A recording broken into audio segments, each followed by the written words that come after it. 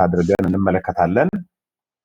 የትምህርቱ ዓላማ እንግዲህ መሪዎች ወይንም አገልጋዮች የእስጢፋኖስን ንግግር ስነ መለኮታዊ ወይንም ቴዎሎጂካል ፋይዳ እንድንረዳ ማገዝ ነው። የስነ መለኮት ሰዎች ወይንም የእስጢፋኖስን የታሪክ ጉዞ ትረካ እንዴት እንደ ስነ መለኮታዊ ክስ እንደሚመለከቱም እንዳሳለን። እስጢፋኖስ የእስራኤልን ታሪክ እንደገና መተረኩ ዛሬ ላለው የቤተክርስቲያን ማንነትና ተልእኮ እንዴት እንደምናገርም እናሰላስላለን። ከዚህ ተነስተን ጭብጥ ሀሳቦቹ መንፈስ ቅዱስ እንዲመራን ጸልየናል። በክፍሉም ላይ የእግዚአብሔር መንፈስ እንዲንጸባረቅ ስለ አውዱ አጭር ማስታወሻ ከእስጢፋኖስ ማነው የሚለውን ወይም ደግሞ የሳንሄድሪን ሸንጎና በቤተክርስቲያኖች እና አይሁድ መካከል የነበረውን ውጥረት ሁሉ እንመለከታለን። በተለይ የሐዋርያት ሥራ ምዕራፍ 7 1 እስከ 53 ያሉ ዋና ሀሳቦችን እንደሚከተለው እንመለከታለን። እንዳነበባችሁ ተስፋ አደርጋለሁ። ግን ግልጽ እንዲሆንልን ያህል በዚህ ዋና ሀሳቦች ምንድናቸው? እስጢፋኖስ አቤት ድምፅ አለ። እሺ ድምጻችሁን ቀንሱ። እንደገና ደግሞ ማይክሮፎን ኦፍ አድርጉ። እሺ የመጀመሪያው የምናየው እስጢፋኖስ የሚጀምረው የእግዚአብሔርን ጥሪ ለአብርሃም በማስታወስ ነው የሚጀምረው። ምዕራፍ 7 2 እስከ 8 ባለው ክፍል ላይ የዚህ ፋይዳው ምንድነው? የሚጠቅመን እስጢፋኖስ ንግግሩን የሚጀምረው የእስራኤል ታሪክ መሰረት በሆነው የሆነ የሚረብሽ ድምፅ አለ። እስካሁን የኦንላይን ክላስ ባህሪ ሰው ሊያስተውል አልቻለም። ኦኬ ኦፍ የሆኑትን እያየው ነኝ ማለት ማን ጋር ነው ችግር ያለው? በረከት ሻምቦ ምናልባት ኦፍ ማድረግ ይጠበቅብህ ይሆናል። ማይክሮፎን ኦፍ አድርጋችሁ አውሩ። አለዚያ ድምፅ ሌላውን ሁሉ ስለሚረብሽ እናንተ ነው ከክላስ ማስወጣት ነው ያለብን። ስለዚህ እባካችሁ ተባበሩ፣ አለዚያ በቃ ይረብሻል ማለት ነው። እሺ ስለዚህ የመጀመሪያው የአብርሃምን ታሪክ ነው እስጢፋኖስ የሚጀምረው። የዚህ ፋይዳው ምንድነው? እስጢፋኖስ ንግግሩን የሚጀምረው የእስራኤል ታሪክ መሰረት በሆነው በእግዚአብሔር ተስፋ ቃል ጥሪና ቃል ኪዳን ላይ ነው። የእስራኤል ሕዝብ ታሪክ ከሚጀምርበት ከአብርሃም ይጀምራል። በመቀጠል የዮሴፍንና የአባቶችን ታሪክ ያመጣል። ለምንድነው የሚጠቅመው ይሄ? እስጢፋኖስ እስራኤላውያን እግዚአብሔር የመረጣቸውን ታዳጊዎች፣ ነፃ አውጪዎች የመቃወም ዝንባሌያቸውን እና በአንጻሩ ደግሞ የእግዚአብሔርን የማያቋርጥ ታማኝነት ጎላ አድርጎ ያሳያል። እነሱ ይቃወማሉ፣ እስራኤላውያን እግዚአብሔር ታማኝ ነው ከዮሴፍ እና ከአባቶች ጀምሮ የሚለውን ያሳያል። የሙሴ መነሳትንና የእስራኤል በባርነት ውስጥ ደግሞ መንከራተትን ያመጣል። ለምንድነው የሚጠቅመው ይሄ? ይህ ክፍል ለሙሴ እንደ ዋና ታዳጊነት መድረክ ያዘጋጃል።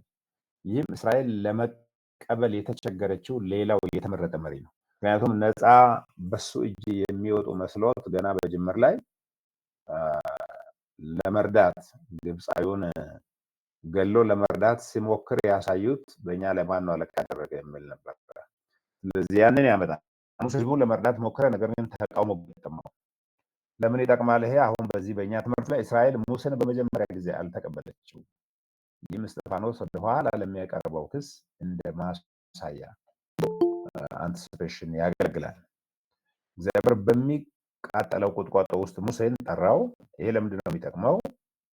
ይሄ ደግሞ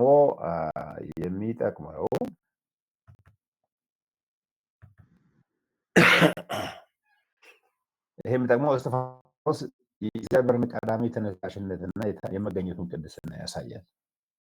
ማለት በተለይ ይሄ በዚህ በአውዱ እስጢፋኖስ እነዚህ ሃይማኖት መሪዎች የአምልኳችን ዋና ማዕከል የሆነውን ቤተ መቅደስ ያንኳስሳል ብለው እስጢፋኖስን ለከሰሱበት ክስ እግዚአብሔር ከሙሴ ጋር የተገናኘው በቤተ መቅደስ ሳይሆን በሚዲያም በረሃ እንደሆነ ማሳየቱ ነው። የእነሱ አመለካከት እግዚአብሔር አሰራርና አደራረግ ያፈነገጠ መሆኑን ማሳየቱ ነው ማለት ነው። ሙሴ በድንቅና በታምራት እስራኤልን ነፃ አወጣ ይላል። ለምን ይጠቅማል ይሄንን እስጢፋኖስ ማንሳቱ? የእግዚአብሔርን ታዳጊዎች የመቃወም ልማድ እየተባባሰ መምጣቱን ያሳያል። ሙሴ በድንቅና በታምራት እስራኤልን ነፃ አወጣ። ግን ያው እዛውም ቢሆን ያው ተቃውሞ ነበራቸው። እስራኤል በምድረ በዳና የምስክሩ ድንኳን ደግሞ ይጠቅሳል እስጢፋኖስ። የእግዚአብሔር መገኘት ሁልጊዜም ከህዝቡ ጋር እንደነበረ ያሳያል። ይህም በህንፃ በግንባታ የተገደበ አይደለም። እዚህ ጋር እስራኤል በምድረ በዳና የምስክሩ ድንኳን የሚለው በተለይ ይሄ የመገናኛ ድንኳን ወይም የምስክሩ ድንኳን ከቦታ ቦታ የሚንቀሳቀስ እንጂ በእስጢፋኖስ ጊዜ እስጢፋኖስን የሚከሱ የሃይማኖት መሪዎች እንደሚሉት በአንድ ቤተ መቅደስ እግዚአብሔር ህልውናውን ገድቦ የቆመ አምላክ አይደለም። እነሱ ሲጓዙ ከነሱ ጋር የሚጓዝ አምላክ ነው። የእግዚአብሔር መገኘት ሁል ጊዜ ከህዝቡ ጋር እንደነበረ ማለት በምድረ በዳው እንደነበረ ወደ ከነዓን እንደሄደ ከጊዜ በኋላ ቤተ መቅደስ እንደተገነባ ነበር የሚያሳየው። ሰለሞን ቤተ መቅደስን ሰራ፣ በኋላ ወደ ከነዓን ሲገቡ። ነገር ግን እግዚአብሔር በእርሱ አይወሰንም፣ አንተ ሰው እጅ በሰራው ቤተ መቅደስ አትኖርም ብሎ ሰለሞን ራሱ በጸሎቱ የተናገረውን እስጢፋኖስ ይጠቅሳል። ይህ የሳንሄድሪን ሸንጎ በቤተ መቅደሱ ላይ ያላቸውን የተንጠለጠለ አስተሳሰብ ይሞግታል። ሁል ጊዜ ቤተ መቅደስ ይላሉ። ልባቸው ለእግዚአብሔር ቤተ መቅደስ አልሆነም። እግዚአብሔር ደግሞ አሁንም ተንቀሳቃሽ ቤተ መቅደሱን በሰው ህይወት ላይ እንደሚሰራ እኛው ራሳችን የእግዚአብሔር ቤተ መቅደስ ያድሱ ቤተ መቅደስ መሆናችንን የምክድ እግዚአብሔርን በስርዓትና በዚህ በወግ ብቻ በአንድ ቤተ መቅደስ እንዳለ አድርገው የማየት ጠባብነት እንዳላቸው ለማሳየት ሞክሯል። እስጢፋኖስ በጠንካራ ክስ ንግግሩን ይጨርሳል። ከዚያ በኋላ እናንተ ሁልጊዜ መንፈስ ቅዱስን ትቃወማላችሁ በሚለው ንግግሩ ማለት ነው። እስጢፋኖስ እስራኤላውያን በታሪክ የእግዚአብሔርን ታዳጊዎች አለመቀበላቸውን አሁን ኢየሱስን ካለመቀበላቸው ጋር በቀጥታ ያገናኛል። እናንተ ኢየሱስን ብቻ አይደለም ያልተቀበላችሁት፣ በዘመናችሁ ሁሉ እግዚአብሔር ያስነሳውን መሪ ያልተቀበላችሁ ናችሁ የሚለውን መደምደሚያ ያቀርባል። እንግዲህ የሚከተሉት የሐዋርያት ሥራ መልእክት ዋና ነጥቦችን እናስተውላለን። የመጀመሪያው ታሪክ እንደ ክስ ሂስትሪ አስ ኢንዲክትመንት ያቀርበዋል። የእስጢፋኖስ ንግግር ታሪክን መዘርዘር ብቻ አይደለም፣ አድማጮቹን ለመሞገት የእስራኤልን ታሪክ እንደገና እየተረከ ነው። ይህ ንባብ ስነ መለኮታዊ እንጂ የታሪክ ዘገባ ብቻ አይደለም። እዚህ ጋር የእስጢፋኖስ የእስራኤልን ታሪክ እንደገና ማቅረቡ ስነ መለኮታዊ ይዘት አለው።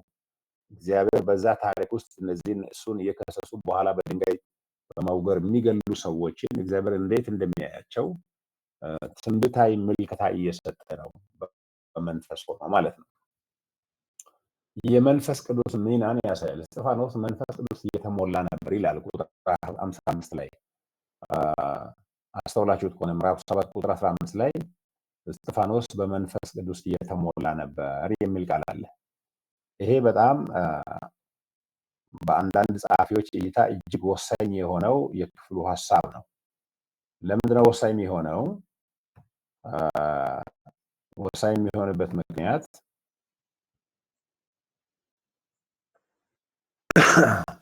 ቅርታ ይህ በዚህ ክፍል ዋና ጉዳይ ነው።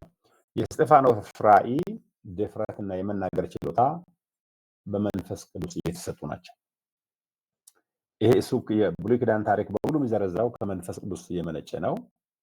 እዛ እሱ የሚያደርጋቸው ድርጊቶች ሁሉ በመንፈስ ቅዱስ እየታገዙ ናቸው። ቤተ መቅደስና መገኘት እዚህ ጋር ይሄ ትልቁ የአይሁድ ሃይማኖት መሪዎች ወይም የእስጢፋኖስ ተቃዋሚዎች የሚያቀርቡት ነው። የእግዚአብሔርን መገኘት በቤተ መቅደስ ገድበው ነው እነሱ የሚያወሩት። ቤተ መቅደሳችንን አያከብርም ነው። ስለዚህ እስጢፋኖስ የእግዚአብሔር ማደሪያ የሆነውን የምስክሩን ድንኳን በማስታወስ አንድ ጽንፈኛ እውነት ይናገራል። ማለት የእግዚአብሔር መገኛ የምስክሩ ድንኳን ይሄ መገናኛ ድንኳን ከእስራኤላውያን ጋር በምድረ በዳ ከቦታ ቦታ የሚዘዋወረውን በመጥቀስ ከነሱ አመለካከት በተቃራኒ ያቀርባል። እግዚአብሔር በሰው እጅ በተሰራ ቤት አይኖርም፣ መገኘቱ ከተገነባ ቤተ መቅደስ በላይ ነው። በዚህም ከሳሾቹ የሚመኩበትን ሃይማኖታዊ መዋቅር ጥያቄ ውስጥ ይከተዋል ማለት ነው። እነሱ የተቀደሰ ስፍራ አሕዛብ ይረግጣል፣ ሰው እንዳይመጣ ብለው የእግዚአብሔርን አሰራር በተንሻፈፈ መልክ የሚያዩትን በሙሉ የሚገለብጥ ንግግር ነው የሚያደርገው። ምክንያቱም የምስክሩን ድንኳን በምድረ በዳ ከእስራኤል ሕዝብ ጋር ከቦታ ቦታ ይዘዋወር ነበር። የእግዚአብሔር ሕልውና አይሰማም፣ ይቆራረጣል። ለሁሉም ነው ለአንድ ሰው ነው? እኔ ጉጂ ዞን በደንብ ይሰማኛል። ኦኬ፣ ስለዚህ የኔትወርክ ችግር ሊሆን ይችላል። ይሄታችን ወይ እንደገና ማይኩን ይችላል። ሌሎቻችሁም አይሰማም? ይሰማል። ይሰማናል። በደንብ ነው የሚሰማው። በደንብ አድርጎ ነው ይሰማናል። ዶክተር እየሰማናል። ይሰማል። እሺ፣ ታንክ ዩ። ስለዚህ አንድ ችግር ነው ማለት ነው። ያ የአንቺ ኔትወርክ ሊሆን ይችላል። እኔ መርዳት አልችልም። እንዴት መርዳት እንደምችል አላውቅም።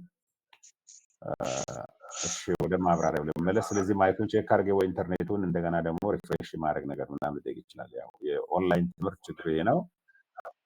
ግን ያው አብዛኛው ስለሚሰማ ደግሞ አንድ ሰውን እንደዚሁ አንድል ማድረጉ ተገቢ ነው ብዬ አስባለሁ። እሺ፣ ወደ ትምህርታችን ስንመለስ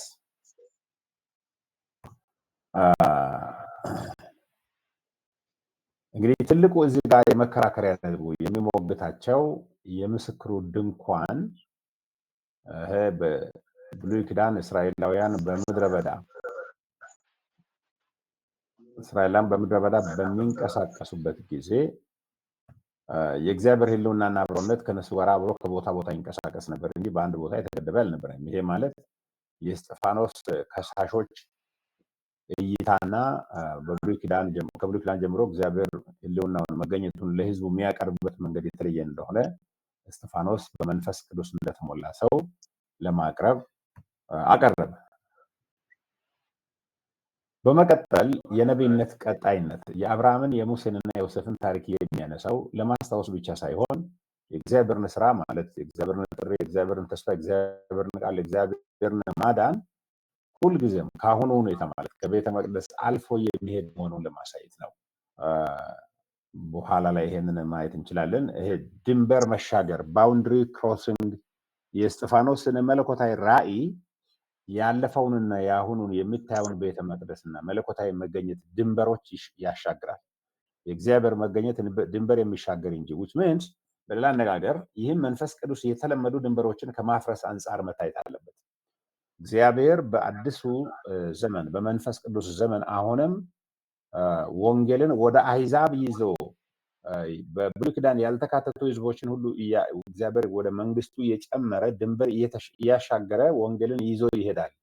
ይሄ የእግዚአብሔር አሰራር ሆኖ ሳለ እናንተ አሁንም ኢየሩሳሌምን ማዕከል ያደረገ ቤተ መቅደስን ማዕከል ያደረገ አሕዛቡን ለእናንተ ካልመጣ በሚል በዚህ ያረጀ የፈጀ የአባቶች ወግ አጥባቅነት ላይ ያተኮረ እይታና ምልከታ ወይም አመለካከት ስላዳበራችሁ ነው የተጋጨባችሁ እንጂ ወይም ኢየሱስን የተቃወማችሁት እንጂ ኢየሱስ ሕይወትም አሕዛብን ማካተቱ ከለምጻሞች ጋር መብላቱ እነሱ የተሰናከለበትን ሁሉ ጠቅለል በሚያደርግ መልኩ የተናገረ ነው ማለት ነው። የማሰላሰያዊ ጥያቄዎችን እናቀርባለን። እስጢፋኖስ የእስራኤልን ታሪክ በዚህ መንገድ መተረኩ ምን ፋይዳ አለው? አድማጮቹን እየከሰሰ ያለው በምንድን ነው? አንዳንድ ነገር ለመንካት ሞክር ያለው ካስታውሳችሁ የእስጢፋኖስ የእስራኤልን ታሪክ በዚህ መንገድ መተረኩ ምን ፋይዳ አለው ማለት ብሉይ ኪዳንን እነሱ ከሚያነቡበትና ከሚያስተውሉበት በተለየ መንገድ ማቅረቡ ለእስጢፋኖስም ለጀማሪው ቤተክርስቲያን ምን ፋይዳ አለው? ለነሱ ለከሳሾቹ ምን ፋይዳ አለው? እስቲ በዚህ ረገድ አስተያየቶቻችሁን መስማት ፈልጋለሁ። እኔ ሳስረዳ ከተከታተላችሁ የሆነ ፍንጭ ሰጥቻለሁ ነው።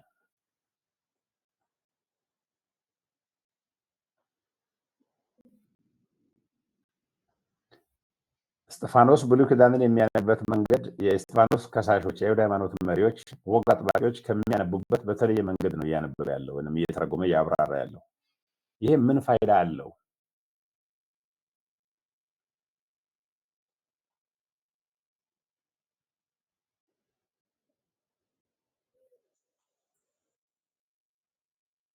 የተነሳ እጅ አላየሁም እስካሁን።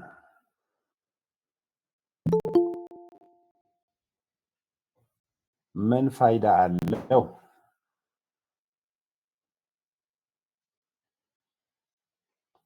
እሺ፣ ዝምታ ከበዛ ሊቀጥል ምናልባት ሳስረዳ ሞር ይገባችሁ ይሆናል። እሺ፣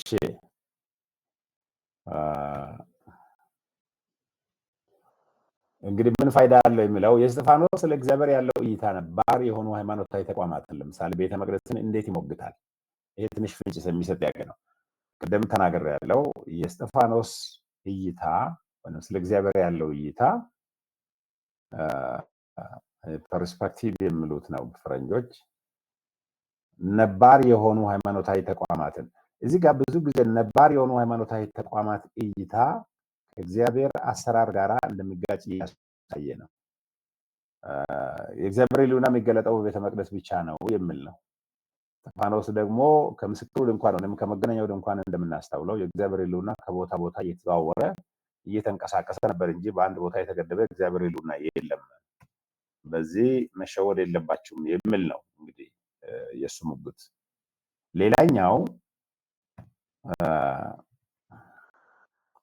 ሌላኛው ደግሞ የእግዚአብሔር መገኘት ከአይሁድ ሃይማኖት መሪዎች እይታ አንጻር እንዴት ይገለጻል? የእስጢፋኖስ ንግግር እንዴት ነው ተግዳሮት ፈጣሪ የሚሆነው? እንግዲህ ወደ መግደል በድንጋይ ወደ መውገር የወሰዳቸውም ይሄው ነው። እንዴት ነው ልዩ የሆነው? አስቡበት። ይህ አይነቱ የመጽሐፍ ቅዱስ ታሪክ እንደገና ትረካ በእኛ አውድ ለምሳሌ በኢትዮጵያ ቤተክርስቲያን ወይም በእርሶ ማህበረሰብ ውስጥ እንዴት ሊሰራ ይችላል? በኢትዮጵያ ብዙውን ጊዜ እኛ ከምናውቀው ሌላ አሰራር የለም በሚል በወጣቱና በቤተክርስቲያን መሪዎች ግጭት የተከሰተበት ጊዜ የለም። ለምሳሌ ከበሮ መምታት ችግር ያመጣበት ጊዜ አልነበረም። እንደገና ደግሞ እልል ማለት አሜን ማለት አቤት ጥሩምባ መንፋትም እንደዚሁ እልልታ፣ ጥሩምባ መንፋት፣ ሃሌሉያ ማለት ሁሉ ያልተፈቀደበት ጊዜ ነበረ። በዚህ ምክንያት አባቶችና ወጣቶች የተጋጩበት፣ ቤተክርስቲያን ከቤተክርስቲያን ማለት ወጣቶች ከቤተክርስቲያን የተሰደዱበት፣ ብዙውን ጊዜ እነዚህ ነባር የሆኑ የሃይማኖት እይታዎች በአንድ በተወሰኑ መስራች አባቶች እይታ ውስጥ ያልገባ የስነ መለኮት አመለካከት ወይም አስተምሮ ችግር የሚፈጥረው እንዴት ነው? ይሄ በኢትዮጵያ ኮንቴክስት ነው። እዚህ ጋር አሁን ኢየሱስ ሲመጣ መንፈስ ቅዱስ ሲመጣ በብሉይ ኪዳን ጥላ የሆነው ነገር ሁሉ አካል እየለበሰ ሲመጣ ለአይሁድ ሃይማኖት መሪዎች እንቆቅልሽ ሆኖ ነበረ። ለዚህም ነበር እስጢፋኖስን ወደ መግደል የደረሱት። ምክንያቱም እነሱ በብሉይ ኪዳን እይታ ነው አሁንም በአዲስ ኪዳን እያዩ ያሉት። በመስዋዕት በበሬ በበግ በእነዚያ ደም ወደ እግዚአብሔር መቅረብ፣ እንደገና ደግሞ ከአባቶች በወረሱት በአንድ ቦታ በተለየ እይታ ቤተ መቅደስ ላይ ትኩረት ያደረገ አምልኮ፣ የብሉይ ኪዳን ማለት የሙሴን ሕግ መጠበቅ ነው። እነዚህ ሁሉ እንዴት እንደተፈጸሙ አልገባቸውም። ከዚህ አንጻር ብዙ ችግር ተፈጥሯል እና በኋላ እዚህ ጋር ቀደም ሲናገር አስተውላችሁት ከሆነ ይሄ ለምንድን ነው ትልቅ ፋይዳ ያለው የሚለው የእስጢፋኖስ ስብከት አሕዛቦችን ወደ እግዚአብሔር ቤት የሚጠራ ነው በወንጌል። እነሱ ደግሞ ከአሕዛብ ጋር የሚገናኙ አይደሉም። ስለዚህ የእስጢፋኖስ እይታ በመንፈስ ቅዱስ እንደተሞላ ሰው የእግዚአብሔርን እይታ እያየ ነው ያለው። እነሱ ደግሞ ሃይማኖታዊ ባህላዊ እይታ፣ ይህም ደግሞ ኢየሱስ በምድር ላይ በሚያገለግልበት ጊዜ ከኢየሱስም ጋር ብዙ ጊዜ የተጋጩበት ነው። ባልታጠበ እጅ ትበላላችሁ፣ ከለምጻሞች ጋር ይበላል፣ ከአመንዝሮች ጋር ይበላል፣ ከኃጢአተኞች ጋር ይበላል። እንደዚህ በሰንበት ቀን ሰው መፈወስ ተገቢ አይደለም። ይሄው ነው አሁን ደግሞ በተለየ መልክ ሰፍቶ የወንጌል ስብከትንም የእስጢፋኖስን ወደ መቃወም እያደረሳቸው ማለት ነው። ከዚህ አንጻር የምንመለከተው ወደ ተግባራዊ ሂደት ስንመጣ ስብከት ወይም ማስተማር ላይ እስቲ አንድ ነገር እናውራ። ምዕመናን የራሳቸውን ታሪክ ባህላዊ፣ ሀገራዊ፣ የቤተክርስቲያን እንደ ተራ ታሪክ ሳይሆን እንደ እግዚአብሔር ታሪክ አካል አድርገው እንዲመለከቱ በማበረታታት ረገድ አንድ ጠንካራ ትምህርት እንዴት ማዘጋጀት ትችላላችሁ? በራሳችሁ ማህበረሰብ ውስጥ እንደዚህ መስመር የለቀቀ መጽሐፍ ቅዱስን ሀሳብ ያልተገናዘበ ባህላዊ፣ ሀገራዊ፣ የቤተክርስቲያን ለምሳሌ እንበልና አሁን በኢትዮጵያ ውስጥ አሁን ባለው ፖለቲካ በራስ ባህል በተለይ በራስ ብሔር የራስ ጎሳን መሪ አድርጎ ከመሾም ሌላው እንዳይሰራ ከማድረግ እንደገና ደግሞ ብሔርና የጎሳ ደም ከኢየሱስ ደም በላይ አድርጎ የማየት አባዜ በቤተክርስቲያን ውስጥ አይታይም? ይሄንን ከወንጌል አንጻር እንዴት ነው ማረም የሚችሉት? በዚህ ላይ ትምህርት ማቅረብ አትችሉም? ምን ይመስላችኋል?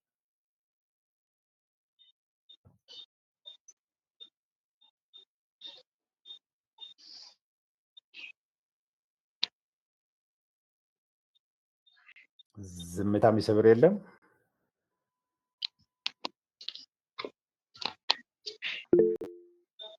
ድምፁ እኛ ጋር በደንብ እየተሰማኝ አይደለም። እኔ ብቻዬን ነው ያለሁት። ኦኬ ምን ይሻላል ታዲያ? እኔ እንዴት ልረዳሽ እችላለሁ? እየተቆራረጠ ነው እየመጣ ያለው። ኦኬ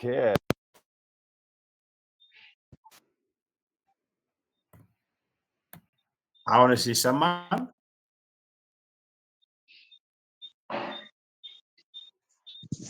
ዶክተር እዚህ ይሰማል።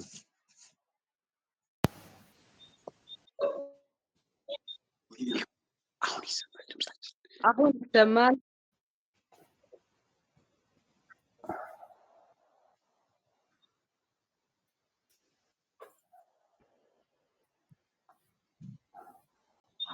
በቃ እንደሱ አንድ ላድርግ። አሁን ከተሰማም ጥሩ ነው። ጴጥሮስ እጅ አንስተሃልና እስቲ ጴጥሮስ ሳዶ ምንድነው ሀሳብ ያለ? ሳዳ እሺ አዎ ቀጥል። ሰባዎች መግቢያ አካባቢ አንድ ክርስቲያን ከአካባቢው ቀድሞ መጽሐፍ ቅዱስን እውቀቱ በጣም ጨመረ። ይሄ ሰውየው አበደ ብሎ ቀጥታ አሳበዱ። ምንድን ነው የተፈጠረው? መጽሐፍ ቅዱስ በከበሮ በጽናጽል እንድናመሰግን በደንብ ያስተምራል። እንደተባለው ፍጹም ቸርች ውስጥ እንኳን ማሸብሸብ መንቀሳቀስ አይቻልም። እንደ እንጨት ቆሞ ነው ሰው ኳር የሚያዘምረው። ይሄ ሁኔታ ከፍተኛ ተጽዕኖ በወጣቶችና በሽማግሌዎች ላይ ከፍተኛ ተጽዕኖ አደረገ። ያንን ግለሰብ በቃ ጭንቅላቱ እስከሚለቅ ድረስ ተደረገ። በጣም እያዘን ሰውየው እስከሚሞት ድረስ ጭንቅላቱ ኖርማል አልነበረም። አሁንም ቢሆን የእውቀት ጋፕ አለ ብዬ ነው። በአባቶችና በወጣት መካከል የእውቀት ጋፕ አለ። ኢቭን ወጣቶችም አሁን ቅድም እንደተባለው አምልኮ መዝሙር ብቻ እየመሰለ በጣም ከፍተኛ ለውጥ አለ። በደንብ ለማስተማር ሁሉም እውቀቱ የተጠጋጋ ቢሆን ለማስተማር በጣም የሚመች ነው።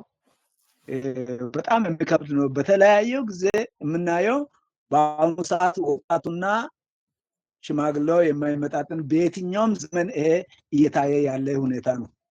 ታንክ ዩ። ስለዚህ የመጀመሪያው ከዚህ አንጻር እንግዲህ ብዙዎቻችሁም ሀሳብ እንዳላችሁ እረዳለሁ፣ ግን ያው ጊዜ ስለሚገድበን ወስዳለሁ። እዚህ ጋር አንድ ስብከት ማስተማር ትችላላችሁ፣ ማዘጋጀት ትችላላችሁ። ከዚህ አንጻር ምንድነው ዛሬ ባህላዊ ሀገራዊ የቤተክርስቲያን ጉዳይ ሆኖ ከመጽሐፍ ቅዱስ ያፈነገጠ ግን ቤተክርስቲያን ውስጥ በጣም ገኖ የወጣ ነገር ምንድን ነው የሚለውን አስቡበት። ትምህርት አዘጋጁ፣ ለማዘጋጀት ሞክሩ።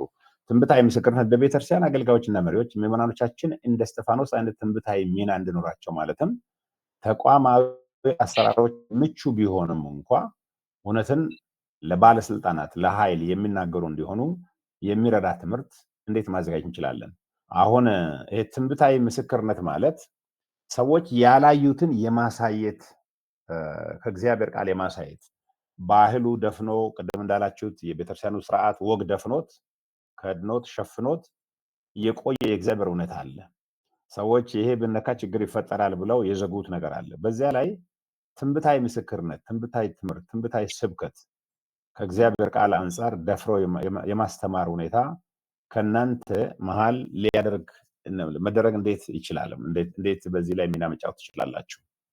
በመንፈስ የሚመራ ድፍረት ይላል። በተለይም አስቸጋሪ ወይም ጠላትነት ባለባቸው ሁኔታዎች ውስጥ ለድፍረት ምስክርነት በመንፈስ ቅዱስ ላይ እንዴት መደገፍ እንደሚቻል በማሰላሰል 4 ገጽ ጽሁፍ ማዘጋጀት ትችላላችሁ።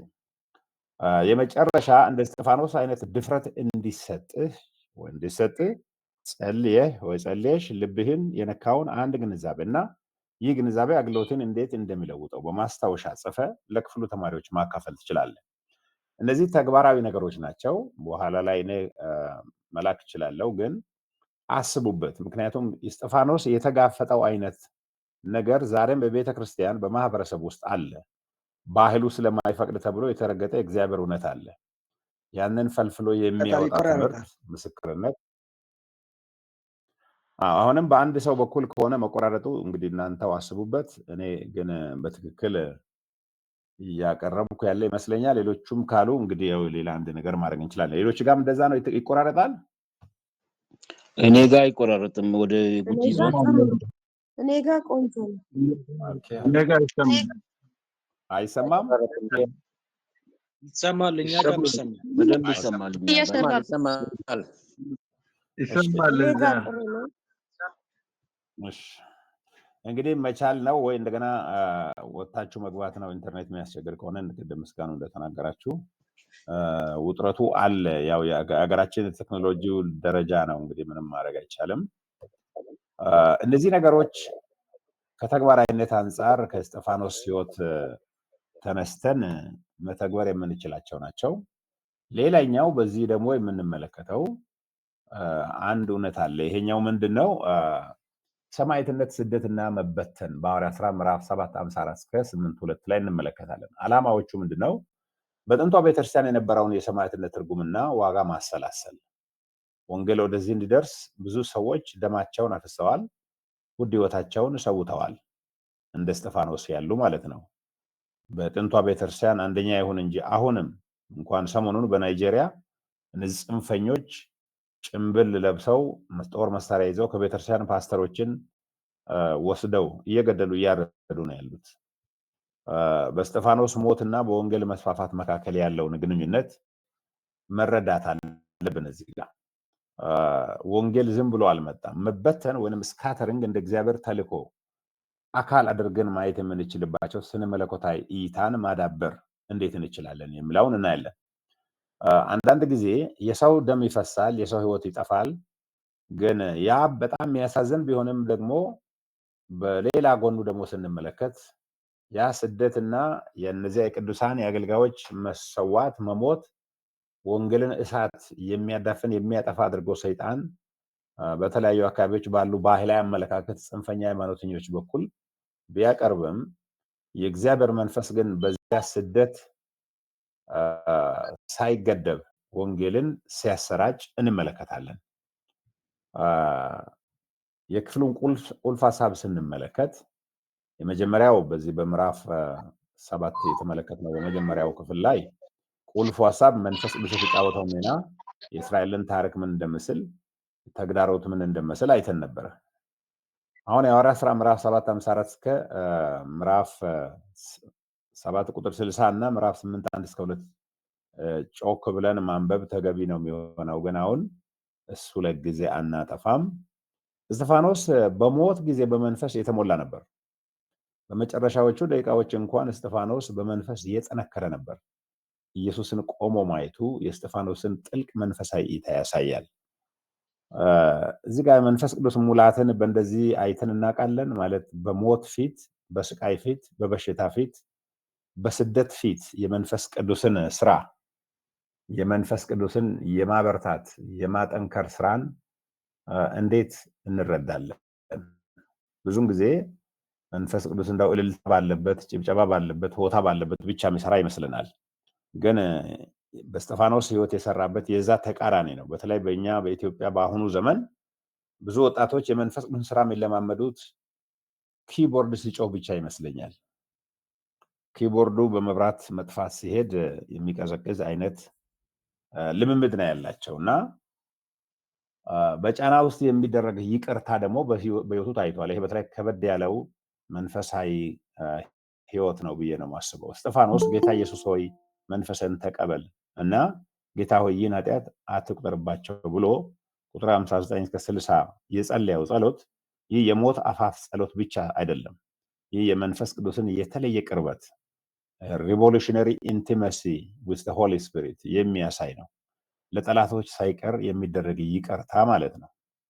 ስደት እንደ ማነቃቂያ እንደ ካታሊስት መበተኑ በምዕራፍ 8 ቁጥር 1 ላይ አሳዛኝ ክስተት ብቻ አይደለም። አሳዛኝ ነው፣ ምንም ጥያቄ የለውም። የሰው ሕይወት እየጠፋ ነው። ግን የመንፈስ ቅዱስ እንቅስቃሴ አካል ነው ደግሞ። መንፈስ ቅዱስ ይሄንን ሰይጣን ለክፉ የሰራውን ዋጅቶ ወንጌልን ለማስፋፋት ቤተክርስቲያንን እንደገና ለማንቃት ወደ አዲስ ምዕራፍ ወደ አዲስ ድንበር የማስፈንጠር ስራ ነው የሰራው። ስደት ዋጋ የሚያስከፍል ብቻ ሳይሆን ለተልእኮ ሚሽን መንገድ ጠራጊ ነው። አማኞች ተገፍተው ይወጣሉ። ነገር ግን ወንጌሉ ከነሱ ጋራ ወደ አዳዲስ ስፍራዎችና ደግሞ ድንበሮች ይሄዳል፣ ይሻገራል። ይሄ የዚህ ክፍል የዚህ ምዕራፍ 7:54 እስከ ምዕራፍ 8:1-2 ባለው ክፍል ላይ የምናየው ቁልፍ ስነ መለኮታዊ ሐሳብ ነው። ቃሉን ወደ መተግበር ስንመጣ የሳውል ሚና እዚህ ጋር በቁጥር 1 ላይ ማለት ምዕራፍ 8 ቁጥር 1 ላይ የሳውል ሚና ተጠቅሷል። ከፍተኛ ምጸት ነው ይሄ። የሚቃረን ነገር ነው ጻፊው እያቀረበ ያለው ሉቃስ እና ስለ መለኮታዊ ትርጉም አለው። በእስጢፋኖስ መገደል የተስማማው ሰው ሳውል ማለት ነው በመንፈስ ቅዱስ የተልእኮ አቅጣጫ ውስጥ መሳሪያ ይሆናል። በኋላ ላይ እሱ አሁን በእስጢፋኖስ መሞት መገደል በእስጢፋኖስ ደም መፍሰስ የነበረው ሰው ልብስ ጠባቂ የነበረ ሰው በኋላ ደግሞ ወንጌል ይዞ እንዴት እንደሚወጣ መንፈስ ቅዱስ እንዴት አቅጣጫ እንደሚቀይር ስደትና ሞትን እንዴት ወደ አዲስ ምዕራፍ ለማሻገር እንደሚጠቀምና እጅግ አስቸጋሪና ገዳይ የሆነውን ሰው መልሶ ደግሞ የወንጌል መሳሪያ አድርጎ እንዴት እንደሚጠቀም የእግዚአብሔርን ሉዓላዊነት የመንፈስ ቅዱስን ጥበብና አቅምና ብርታት የሚያሳይ ክፍል ነው ማለት ነው። በመከራ ውስጥ ያለ አማራጭ ስፍራ መበተን እንደ አማራጭ ስፍራ መከፈት ልንተረጉመው እንችላለን። አንዳንድ ጊዜ መበተን ማለት ካለንበት ቦታ በስደት በተቃውሞ ስፍራ ለቀን ስንሄድ ለኛ የመጨረሻ ውርደት፣ ሞት፣ ጥፋት በቃ መቃብር ይመስለናል። ግን እግዚአብሔር ደግሞ እንደ አማራጭ ሌላ ስፍራ እየከፈተ እንደሆነ በስነ መለኮታዊ ወይንም ደግሞ እግዚአብሔርን አሰራር እንደዚሁ ማየት እንችላለን። ቤተክርስቲያን ተጎጂ ብቻ አይደለችም። በስደት ውስጥ ቤተክርስቲያን ቅርጿ ተለውጦ ወደ አዲስ የግንኙነት መልክዓ ምድሮች ትላካለች ማለት ነው። በሞቅታ በኢየሩሳሌም በነበረችው ቤተክርስቲያን የቆየው በእስጢፋኖስ መገደል ምክንያት ተስፈንጥረው ወደ ሌላ ቦታ ሲሄድ ነው የምንመለከተው። አንዱ ስነ መለኮት ሰው እንደዚህ ብሎ ተናገረ። የሐዋርያ ስራ 1:8 ማንታዘዝ ከሆነ የሐዋርያ ስራ 8:1 ሊመጣብን ይችላል ብሎ ነው የተናገረው። 1:8 ምንድን ነው የሚለው? ነገር ግን መንፈስ ቅዱስ በእናንተ ላይ በሚወርድበት ጊዜ ኃይልን ትቀበላላችሁ፣ በኢየሩሳሌም፣ በይሁዳ፣ በሰማርያ እስከ ምድር ዳርቻ ድረስ ምስክሮች ትሆናላችሁ። ያንን ማንፈጽም ከሆነ 8:1 ማለት 8:1 ላይ በእስጢፋኖስ መገደል ምክንያት ቤተክርስቲያን ያሉ ቅዱሳን ተበተኑ የሚለው አሁን ወደው ሳይሆን ስደት የሚበትንበት ሁኔታ ሊከሰት ይችላል ነው። የውይ ጥያቄዎችን ስናነሳ የእስጢፋኖስ ሞት ስለ ክርስቲያናዊ ምስክርነት ባህሪ ምንድን ነው የሚያስተምረን? የእስጢፋኖስ ሞት ስለ ክርስቲያናዊ ምስክርነት ባህሪ ምን ያስተምራል? እዚህ ጋር ክርስቲያናዊ ምስክርነት ባህሪ ብለን ስንል ክርስቲያናዊ ምስክርነት ባህሪ አለው ሁል ጊዜ አልጋ በአልጋ ይሆናል ወይ የሚለውን ጥያቄ እንድናነሳ ያደርገናል። ስለዚህ ይሄንን ከዚህ የምናስተውለው ምንድን ነው?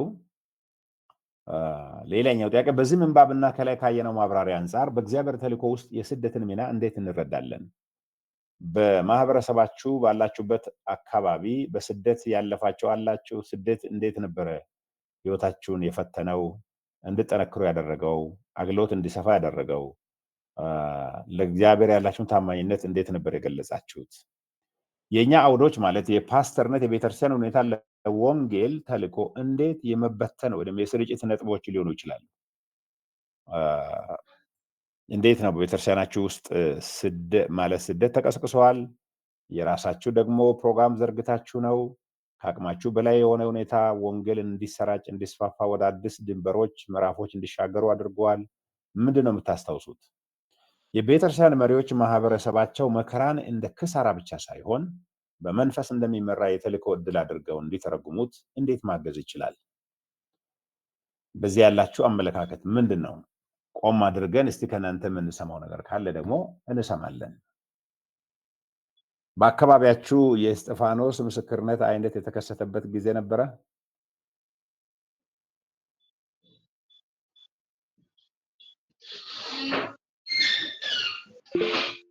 አሁኑ ቤተክርስቲያን ኦኬ ዶክተር ቆይ ሌላ ሰው እስቲ ካለ እየጠበቅኩ ነኝ። ብርሃኑ እስቲ አንተ ያውራ። አሁን በእኛ ቤተክርስቲያን በእርግጥ አሁን በእኛ ዘመን ሳይሆን ከዚህ በፊት በእኛ አካባቢ በመረት ተቀብሮ አድሮ ጠዋት ከዛ ከመቃብር ተቆፍሮ የወጣ ሰው እስከዛሬ በህይወት ያለው ሰው አለ። ተቀብሮ አድሮ በህይወት ተቀብሮ አድሮ ከላዩ ላይ አፈር አልብሶ እንደገና በቃ እነሱን ጎተጎተውና መጥቶ ደግሞ እንደገና ከነጋ በኋላ ቆፍሮ ከዛ አውጥቶ እስከዛሬ ያው በአካባቢያችን ነው በህይወት ያለው ሰው አለ። አዛውንቶናውን እየጸለየ ነው። የዛ አይነት ቻሌንጅ ደርሶበት አልፎ የመጣ ሰው። የት አካባቢ ነው እሱ? እኛ ጋር ያው ቅርብ ነው፣ ምዕራብ ነው። ምዕራብም ያው አንኮበር ነው። ምገርም ነው በጣም። ሰውየው ያለበት ያው በእኛ ህብረት ውስጥ ነው አለ። አሁን ሰውየው በህይወት አለ። ያው እንግዲህ እሱ በተቀበረበት ነው አሁን ህብረት ጽሕፈት ቤት የተከፈተበት። ምገርም ነው። የምዕራብ አባይ ህብረት ህብረት በዛ ነው። እሱ ተቀብሮ ባደረበት ህብረት ጽሕፈት ቤት አሁን ተሰርቶ እዛ ጋር እያመለክን ነው። ሁሉ ጊዜ በቃ እንደ ታሪክ ነው አሁን በእኛ ጋር እየተወራ እየተነገረ ያለ። ምገርም ነው። ሳይሞት በአፈር ውስጥ ያገኘ አድሮ ገና ደግሞ ይሄን ያክል ረዥም እድሜ ስንት ወጣት፣ ስንት ባለስልጣን፣ ስንት ባለሀብት እየሞተ እግዚአብሔር ለምልክት አኑሮታል ማለት ነው። በጣም በጣም በጣም እስከዛሬ ያው እንግዲህ እሱም ጌታን እያመሰገነ ብዙ ከዛ ተመልሶ ብዙ ስራ ሰርቷል። ወንጌላዊ ሆኖ ቸርች ላይ እያገለገለ እስከዛሬም እያገለገለ እየጸለየ ነው ያለው። እንግዲህ በእንደዚህ አይነትም ሁኔታም ያልፋል ማለት ነው። በህይወት የተቀበረ ኖሮ እንዲያገለግልም መንፈስ ቅዱስ ጣልቃ መግባት ይችላል። አንዳንዱ ደግሞ እንደዛ አልታደለም። አሁን እስጢፋኖስን ስናይ ደሙን አፍስሷል፣ ህይወቱን ሰውቷል፣ የመጀመሪያ መስዋዕት ሆነዋል። ሌሎቻችሁስ በእናንተ ማህበረሰብ እንደዚህ አይነት መራራ ሁኔታ ውስጥ ቅዱሳን ያለፉበት ጊዜ ነበረ? አዎ ዶክተር፣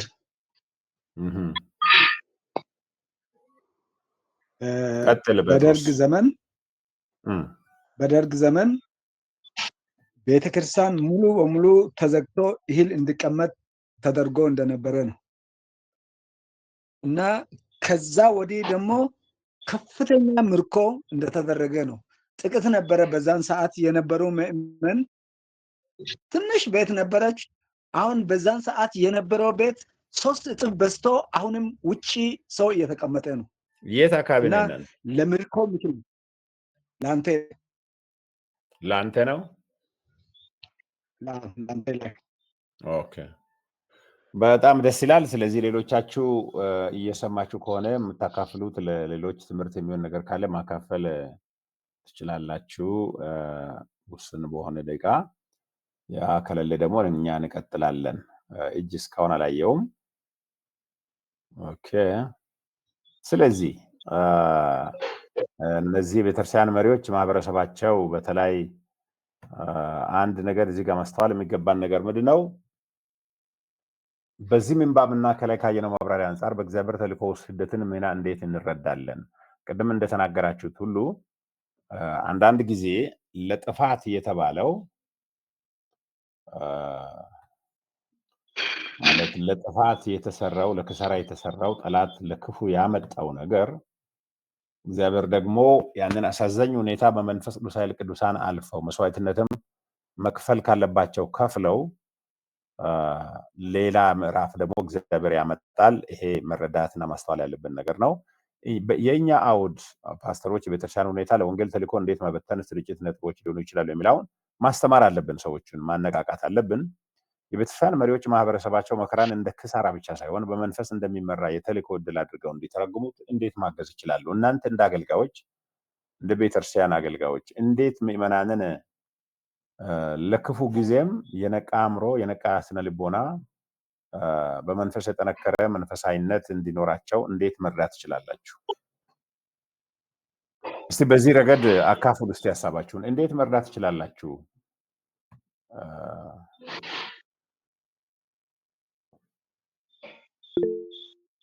ሽመልስ ዮሐንስ እጅ አንስተሃል። እስቲ ቀጥል።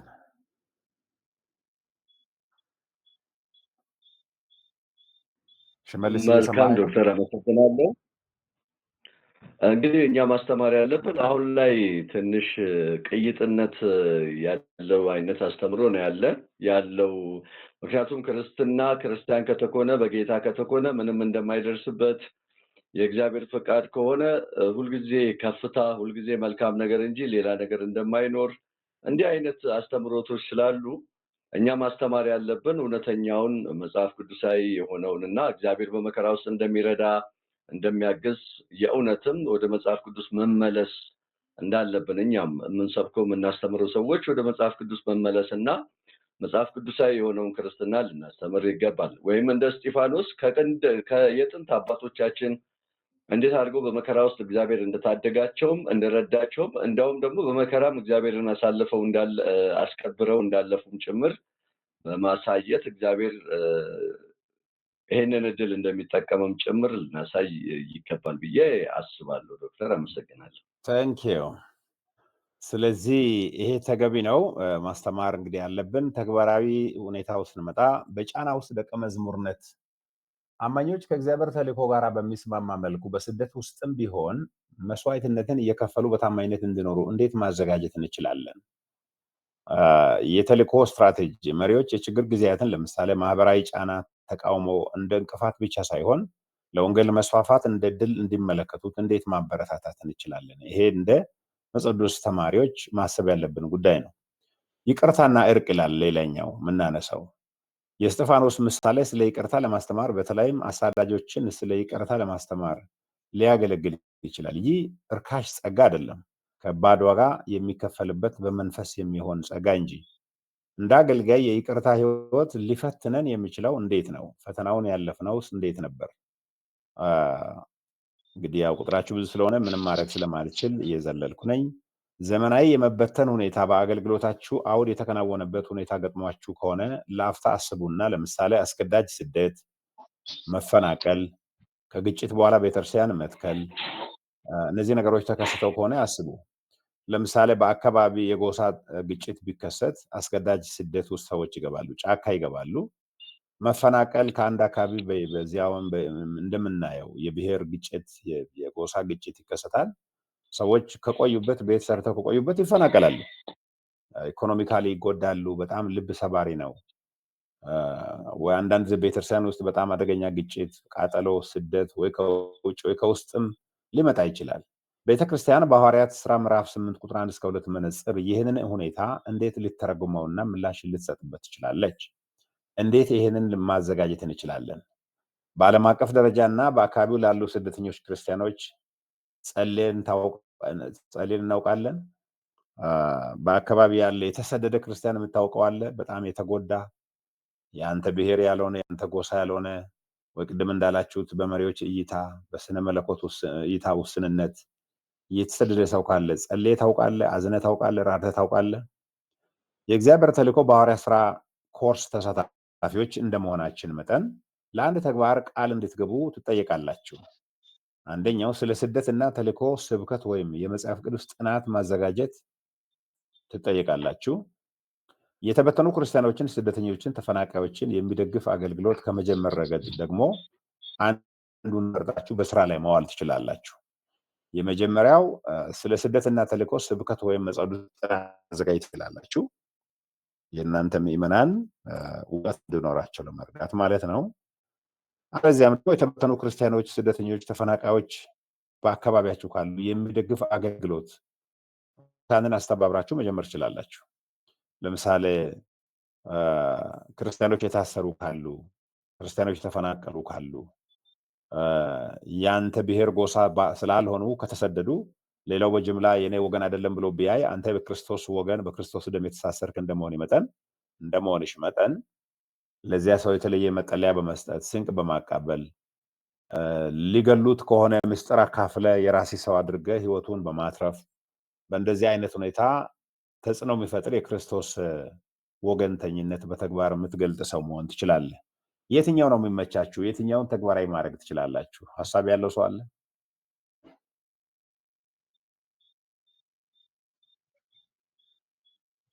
እሺ ጸጋው አቤት ጸጋው አካፍል ሐሳብህን። እሺ በዚህ በፕሮቴስታንት ሃይማኖት በኩል 1989 አካባቢ ላይ አርባ ምንጭ ላይ ከፍተኛ ግጭትና ከፍተኛ ከፍተኛ ውጥረት ነበረ። ያኔ የነበረችው አጥቢያ ቤተክርስቲያን በአርባ ምንጭ ላይ አንድ ነበረች። ኮንፈረንስ ለማድረግ ብሎ ብዙ አብያተ ቤተክርስቲያናት ከአዲስ አበባ ከየትም ከተጠራ በኋላ ኮንፈረንስ በፖሊስ አዳራሽ እንዳይደረግ ተብሎ ተከለከለ። ከአዳራሽ ወደ ሜዳ ይባል ሜዳ ላይ ተብሎ ከዛም በኋላ ብዙ ስደት ገጠመ። እያንዳንዱ አጥቢያ መካነ ኢየሱስ ላይ፣ ቃለ ሕይወት ላይ፣ ሕይወት ብርሃን ላይ ቃጥሎ ነበረ። ከዛ ስደትና ከዛ ውጥረት በኋላ ብዙ ወገኖች ጉዳት ደርሶ ነበረ። ብዙ የተደፈሩ እህቶች አሉ። ብዙ የተጎዱት የቆሰሉት አሉ። ከዛ በኋላ በአርባ ምንጭ ላይ ትልቅ ለውጥና ትልቅ መንፈስ ቅዱስ ኃይል ወርዶ አሁን ላይ አርባ ምንጭ ላይ 15 አጥቢያ ቃለ ሕይወት አለ። በዙሪያ ብዙ ወገኖችን እግዚአብሔር አስፋፍቶ አድርጓልና እነዚህ ሁሉ ግን ከስደቱ ማግስት በኋላ ብዙ ሰዎች ታስሯል። ብዙ ሰዎች ደግሞ ጉዳት ላይ የወደቁት ሁሉ ወደ ተሐድሶ ተመልሶ ጉዳታቸውን ሁሉ እግዚአብሔር ክሶ ዛሬ ላይ አርባ ምንጭ ላይ ታላቅ መንፈሳዊ ጉዳዮች በይፋ የተደረጉ መሆኑን ተገናዝበናል። እሺ፣ አመሰግናለሁ። ጥሩ ምስክርነት ነው። ይሄኛውን ሳይሆን በተለይ ስደተኞችን የመደገፍ አገልግሎት በስብከትም ይሁን በተግባራዊ አገልግሎት እንዴት መሳተፍ ትችላላችሁ? ሄሎ አስቡበት። ዶክተር። የስ ማን ልበል?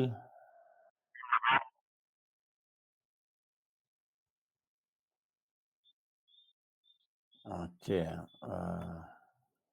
ስለዚህ ይሄን ተግባራዊ አገልግሎት አስቡበት። በተለይ ይቅርታ የማድረግ አገልግሎት፣ በጫና ውስጥ ደቀ መዝሙር የመሆን የመጽናት፣ እንደገና ደግሞ ችግር ጊዜያትን ማህበራዊ ጫናዎችን ተቃውሞ ለክርስቶስ የመቆም አገልግሎቶችን፣ ክርስትናን ማስተዋልን የመስጠት አገልግሎቶችን በቤተክርስቲያናችሁ እንዴት ማከናወን እንደምትችሉ አስቡበት።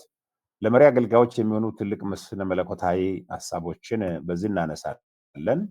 የመጀመሪያው ምንድን ነው? የሐዋርያት ሥራ 7:1-8 ትንታኔ የሚመነጩ ቁልፍ ስነ መለኮታዊ ወይንም ደግሞ ለመጋቢነት አገልግሎት ጭብጥ የሚሆኑ ነገሮችን እናነሳለን። የምስክርነት ስነ መለኮት ቴዎሎጂ ኦፍ ዊትነስ። ምስክርነት ዋጋ ያስከፍላል። ሰማዕትነትን ወይም መከራን ሊጠይቅ ይችላል። ነገር ግን መንፈስ ቅዱስ ያንን ምስክርነት ይደግፈዋል፣ ወደ ተልእኮ ድልም ይለውጧል። ይሄ አንደኛው ነጥብ ነው። ሁለተኛው አካልን ያሳተፈ ደቀ መዝሙርነት ማለት በእንግሊዝኛው ኢምቦዲድ ዲሳይፕልሺፕ የሚሉት የእስጢፋኖስ ንግግር የእስራኤልን አካላዊ ጉዞ ይተርካል። መሰደድ፣ ባርነት፣ በቤተ መቅደስ መገንባት። የክርስቲያን ጉዞም እንዲሁ አካልን ያሳተፈ ነው። መንፈሳዊ ብቻ ሳይሆን አካላዊ፣ ማህበረሰባዊ እና ታሪካዊ ነው። በዚህ በአካላዊ ማህበረሰባዊና ታሪካዊ ገጽታ ውስጥ ከእግዚአብሔር ቃል ያፈነገጡ ነገሮችን የማየት፣ ነቅሶ የማውጣት፣ የማስተማር፣ መንገድ የማሳየት ጥሪ እንዳለብን ማስተዋል አለብን። ስለ ኃይል እንደገና ማሰብ ማለት ሪኢማጂኒንግ ፓወር። ይሄ ማለት ኃይል ሃይማኖታዊም ሆነ ፖለቲካዊ ጥያቄ ውስጥ ይገባል ብዙን ጊዜ።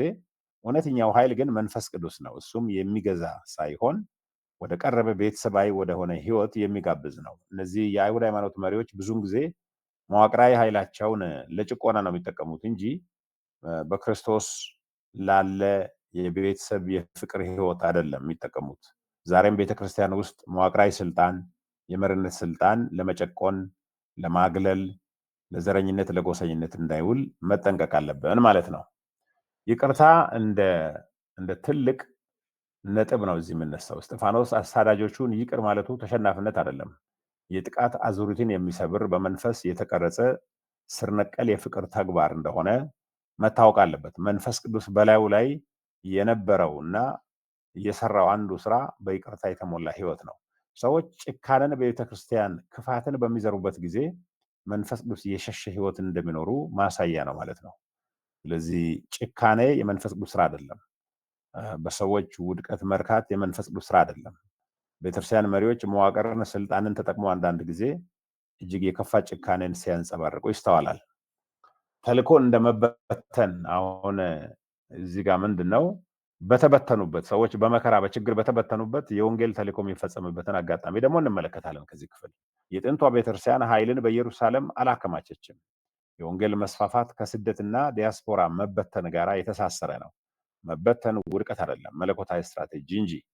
አሁን በኢትዮጵያ ውስጥ አሳዛኝ በሆነ ሁኔታ ሰዎች ወደ ውጭ ሀገር ሁሉ ይሄዳሉ፣ ወደ አረብ ሀገር ይሄዳሉ፣ ለስራ ቦታ ይፈናቀላሉ፣ የዕለት ጉርስ ለማግኘት ጉልበታቸውን ሸጠው ሁሉ ይሰራሉ። እዛ ሰዎች ይንቋቸዋል፣ ያሳድዷቸዋል፣ ያንገላታሉ። ግን የእግዚአብሔር ደግሞ ፈቃድ በስውር እንደሚኖር መታወቅ አለበት። አንዱ ሚስዮናዊ በግብፅ ያለው ከአንድ 2 ሳምንት በፊት ሲመሰክርልኝ ከኢትዮጵያ ሄደች አንዲት የቤት ሰራተኛ በኩሽና ሆና ስትጸልይ የቤት እመቤት እሷን የቀጠረቻት ደግሞ አልጋ ቁረኛ ናት፣ ታማ ለብዙ ጊዜ የቆየች ናት። እና የምትናገሬው ጸሎት ይመስላል ምንድን ነው ብላ ስትል አው ጸሎት ነው ብላ ተናገረች። ለአንቺ የጸለየ ሰው ለእኔ ይጸልያል ወይ ብላ ጠየቀቻት። አው ይጸልያል ብላ ከፓስተሩ ጋር አገናኘች። የዛ ቋንቋውን የሚያውቅ ሰው ጸለየላት። ሴትዮዋ ለረዥም ጊዜ ከታሰረችበት ተፈታች፣ መራመድ ጀመረች፣ ፎቅ ቤቷን መውጣት ጀመረች። አሜሪካ ላለው ወንድሟ ደወለች፣ ተገረመ፣ ጌታን ተቀበለ። ሌላ አውሮፓ ሀገር ያለ ሰው ወንድም ነበራት፣ ደወለች፣ እሱም ጌታን ተቀበለ። እና አንዳንድ ጊዜ ይሄ ሚስዮናዊ ሲነግረኝ ምንድን ነው ያለው፣ እኔ እንኳን አጥራቸውን መንካት አልችልም፣ ግን እነዚህ የቤት ሰራተኛ ተሰደው ተቸግረው የመጡትን መንፈስ ቅዱስ ፈጽሞ እውቀት የሌላቸውን ተጠቅሞ ይህን ታላቅ ስራ ሰርቷል አለ። ስለዚህ በአካባቢያቸው ያሉትን ኢብን ታናናሾችንም ቢሆን እግዚአብሔር ሊጠቀም እንደሚችል አስቡ። በግድ መበተን አለ፣ በስራ መበተን አለ፣ በጦርነት መበተን አለ፣ መፈናቀል አለ። እንደ ቤተክርስቲያን መሪዎች፣ አገልጋዮች በዚያ ውስጥም የእግዚአብሔር እጅ ይኖር ይሁን የቱ ጋ ነው እግዚአብሔር ይህንን ክፉ ሁኔታን ለወንጌል መስፋፋት ሊጠቀም የሚችለው የሚለውን በጥበብ ማሰብ ተገቢ ነው የሚሆነው። አማራጭ ስፍራና ፍላጎት ማለት ይሄ ኦልተርናቲቭ ስፔስ ወይም ዲዛይር ምንድነው? መንፈስ ቅዱስ አማራጭ ጂኦግራፊ ስፍራ ይፈጥራል። ይህ በአካል ወደ አዲስ ቦታ መሄድ መበመተን ብቻ ሳይሆን የዓለምን ስርዓት የሚቃወም አዲስ ፍላጎትና ማህበረሰብ መፍጠር ማለት ነው። የእስጢፋኖስ እይታ አይነት ማለት ነው። እንግዲህ መሪዎች ሊጠብቋቸው የሚገቡ ተግዳሮቶችና ምላሾች ምንድነው? ተግዳሮቱ መሪዎች ስደትን ከሁኔታው በራቀ መልኩ አሳምረው ሊመለከቱት ይችላሉ። አንዱ ፈተና ሁል ጊዜ ስደት ጥሩ ነው ብለን ልንሸወድ እንችላለን። ግን ዋጋ የሚያስከፍል መሆኑና መንፈስ ቅዱስ አብሮነት አጽንኦት መስጠት አለብን እንጂ ሁል ጊዜ ስደትን እንደ ትልቅ መልካም ነገር አድርገን ማድነቅ የለብንም። መንፈስ ቅዱስ በራሱ መንገድ ነው የሚጠቀመው እንጂ እኛ ስደትን ሁል ጊዜ እንደ አዎንታዊ ነገር ማየት የለብንም። ብዙም ጊዜ በመድረክ ላይ ሰዎች ባለማወቅ ስደት ቢመጣ ጥሩ ነው፣ ስደት ቢመጣ ጥሩ። ስደት ሲመጣ ይገላል፣ ያርዳል፣ ያቃጥላል፣ ያጠፋል፣ አመድ ነው የሚያደርገው። እግዚአብሔር በራሱ ዘላለማዊ ጥበብና መለኮታዊ አሰራር ካላመጣው በስተቀር ተመኝተን ጸልየን የምናመጣው ነገር አይደለም። ሁሉም መበተን ያለ መከራ የሚሆን ጀብዱ አይደለም። ነገር ግን መንፈስ ቅዱስ ሕሙማንን በመካድ ሳይሆን በህመሙ ውስጥ አብረው በመሆን አሳዛኝ ሁኔታን ወደ ተልእኮ ይለውጣል ማለት ነው። ለእስጢፋኖስ መንፈስ ቅዱስ ድፍረት ባይሰጥ፣ ንግግር ባይሰጥ፣ የይቅርታ ልብ ባይሰጥ ያ ሁኔታ ይበላሽ ነበር። ግን መንፈስ ቅዱስ ነው ጣልቃ የገባው። ሌላው ተግዳሮት ምንድነው? ታሪክንና ስነ መለኮትን ለማገናኘት መቸገር ነው። ምላሽ የእስጢፋኖስን ንግግር እንደ ሞዴል ይጠቀሙ። ስነ መለኮታዊ በሆነ መንገድ ታሪክን እንደገና መተረክ ማህበረሰቡ ማንነቱን እንዲረዳ ያግዛል። መሪዎች የመጽሐፍ ቅዱስን ታሪክ ከራሳቸው ባህላዊና ታሪካዊ ትረካ ጋር ለማዛመድ መበረታት አለባቸው። በታሪክ ውስጥ በልማድ ውስጥ ያለ መስመር የለቀቀ ነገር ካለ በመጽሐፍ ቅዱስ መነጽር የማየትና የማቃናት ጥበብ እንዲኖራቸው መጸለይ አለባቸው። ሌላ ተግዳሮት ሊሆን የሚችለው አማራጭ ፍላጎት ነው። ይህም ሀሳብ በተግባራዊ ቤተክርስቲያን ህይወት ውስጥ ለመተግበር መቸገር ነው። ምላሽ የማስፋፋት ፍላጎትን ብቻ ሳይሆን ቤተሰባዊነት የሚሹ ማህበረሰባዊ ልምምዶችን፣ አምልኮ፣ ጸሎት፣ መካፈል እንዴት ማዳበር እንደሚቻል አውደ ጥናቶችን ማዘጋጀት አለብን። ጸሎትና አምልኮ ለስደተኛ ክርስቲያኖች መራራት፣ ለመንፈስ ቅዱስ ስራ ምስጋና ማቅረብ እና አስቸጋሪ በሆኑ ሁኔታዎች ውስጥ ለተልእኮ ቃል መግባት እንዴት እንደምንችል ማሰብ አለብን። ምን ማለት ነው? ስደተኛ ክርስቲያኖች ካሉ በአካባቢያችን መራራት አለብን፣ መጎብኘት አለብን፣ ማካፈል አለብን። እንደገና ደግሞ ለመንፈስ ቅዱስ ስራ ምስጋና ማቅረብ አለብን። እግዚአብሔር ቅድም እንደተናገራችሁት በመከራ በችግር እጅግ በሚያስለቅስ ሁኔታ ውስጥ እግዚአብሔር ያስቻላቸውን ሰዎች ስናይ እግዚአብሔርን ማመስገን አለብን። በአስቸጋሪ ሁኔታ ውስጥ ደግሞ ለተልእኮ ቃል መግባት አለብን፣ መጸለይ አለብን። እንግዲህ ማጠቃለያና ማበረታቻ ቃል ጋር ደርሰናል። ዋና መልእክት ለእኛ ለአገልጋዮች፣ ለፓስተሮች በሐዋርያት ሥራ 7:8 ያለው የእስጢፋኖስ ታሪክ የጥንት ቤተክርስቲያን ታሪክ ክስተት ብቻ አይደለም። ይህ በመንፈስ ለሚመራ ድንበር ለሚያሻግር እና ዋጋ ለሚያስከፍል ምስክርነት የተሰጠ ምሳሌ መሆኑ መታወቅ አለበት። ፓስተሮች እና የቤተክርስቲያን መሪዎች መከራን መሸከም የሚችሉ በጭካኔ ለሚይዟቸው ይቅርታ የሚያደርጉና ወደ አዳዲስ ስፍራዎች የሚላኩ ማህበረሰቦችን ለመቅረጽ የተጠሩ መሆናቸው መታወቅ አለበት። ይቆራረጣል፣ አይሰማም። ጨርሻለሁ። አይዞ ተስፋ በስደት ውስጥ እንኳን መንፈስ ቅዱስ ይሰራል። መበተን ሽንፈት ሳይሆን ተልእኮ ነው። ጨርሻለሁ። እኔ አሁን ላይ ወደ ዊት ነው የሚወስዳችሁ። ሰዓታችንም ኦልሬዲ አልፏል።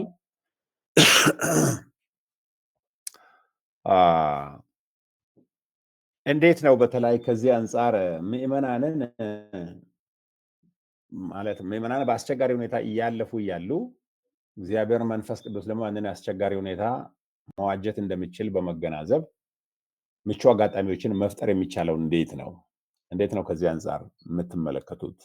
በአካባቢያችሁ ያለ የሆነ ሰው እየተጎዳ ያለበት ሁኔታ ግን በዚያም ውስጥ ደግሞ ለወንጌል ቀዳዳ ፍንጭ ሊታይ የሚችልበት ሁኔታ የምታነቡት የምታስተውሉት አለ ይሁን?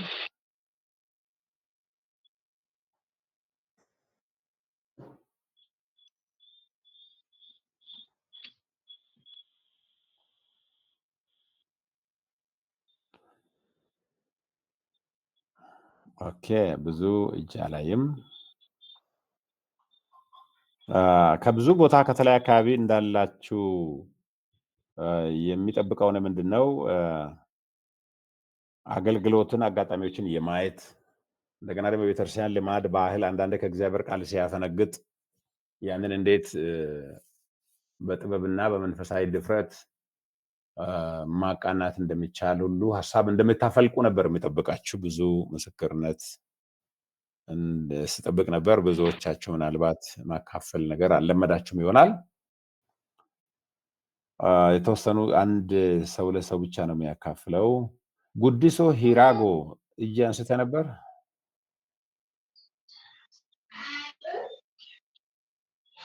ሄሎ ጉዲሶ።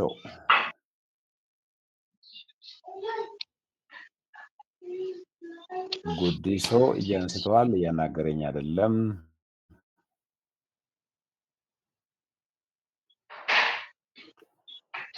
ወይ የሰማኝ አይደለም። እሺ፣ ስለዚህ እጅ ከሌለ ምናልባት እንጸልና ልናበቃ ነው። ሰዓታችንን ለመጠቀም ያህል እናንተን ከዚያ በላይ አልወስዳችሁም።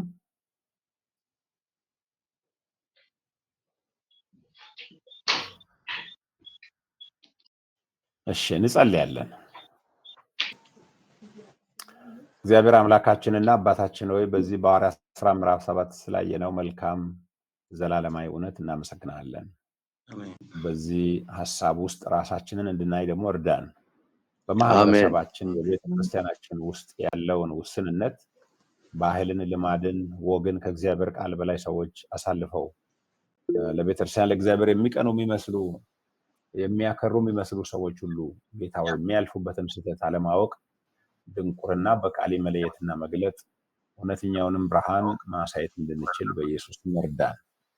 እግዚአብሔር አምላክ በኢየሱስ ክርስቶስ ስም እዚህ ቦታ ይህንን ኮርስ የሚወስዱ ሁሉ አጋጣሚዎችን ማየት እንዲችሉ የተጎዱትን፣ የተሰደዱትን፣ ለጌታ የቆሙትን ሴቶች፣ እህቶች አንዳንድ ወንጌል እየመሰከሩ በጾታዊ ጥቃት ጋራ ብዙ መከራ ውስጥ ያልፋሉ። ሌሎች ከአካባቢ ይፈናቀላሉ። ሌሎች ከአገልግሎት ደግሞ ይባረራሉ ጽድቅን ስለተናገሩ። እግዚአብሔር የዘላለም አምላክ ሆይ በዚህ ጊዜ የክርስቶስ እጅ መሆን እንድንችል፣ የክርስቶስ ምላስ መሆን እንድንችል፣ የክርስቶስ ልብ ይዘን መቆም እንድንችል፣ የምራራ ልብ የሚያስተውል ልብ እንድትሰጠን በዓለም በተለያዩ ቦታዎች ደግሞ ስላሉት መከራ እየተቀበሉ አሁን እንኳን በናይጄሪያ በእስላም ጽንፈኞች እየታረዱ ያሉ ክርስቲያኖች፣ ፓስተሮች አሉ። ቤተክርስቲያናቸውን እንድታጽናኑ መሪዎች የተነጠቁ ቤተክርስቲያን አሉ። ፓስተሮች የተነጠቁ ቤተክርስቲያናት አሉ። ባሎቻቸውን የተነጠቁ ሴቶች አሉ። ወላጆቻቸውን የተነጠቁ ልጆች አሉ። መንፈስ ቅዱስ ሆይ አንተ አጽናናቸው። ይህንን አሁንም በናይጄሪያ ያለውን የጥፋት እጅ በኢየሱስ ስም እጅ እንዲያግድ እንጸልያለን። ቦታ እየታፈኑ እየተነጠቁ እንደ በግና ፍየል እየታረዱ ለክርስቶስ በታማኝነት የተቆሙ ምንም ወንጀል ስለሰሩ ሳይሆን በዚህ በአጋንንት ደም በማምለክ የታወቁ ሃይማኖተኞች እየተሰዉ ያሉትን ቅዱሳን እግዚአብሔር እንድትራራላቸው ይህንን ወደ መልካም እንድትለውጥ ይህንን የጥፋት አጀንዳ እንድትለብጥ ኢየሱስም እንጸልያለን። አሜን አሜን። ዘላለም አምላክ ሆይ አሁን እንኳን በዚህ ተማሪዎች አገልጋዮች መካከል ባሉበት አካባቢ ኢሾክ ቦኔ አካባቢ እግዚአብሔር ሆይ ለሃይማኖት የሚቀኑ መስለው የሚደፍሩ የሚያቃጥሉ የሚገሉ የሚያርዱ የሚበትኑ መርዛማ የሆኑ የአጋንንት እጅ የሚሆኑ ሰዎች ባሉበት በኢየሱስ ደም ሸፍናቸው። አሜን አሜን ይከልላቸው። አሜን ይህንን ክፉ ሁኔታ ደግሞ አንተ በእስጢፋኖስ ሞት ምክንያት መበተንን ግን ለጥፋት ሳይሆን ወንጌል ለማሰራጨት ተጠቀም። እነሱ ማየትና መገመት ማወቅ በማይችሉት መንገድ ነገሮችን ወደ መልካም እንዲጸልያል። አሜን የሰማህን ክብር ጌታ ሆይ ይሄ ኮርስ የትምህርት በኢየሱስ ስም ህይወታችንን ይቀይር።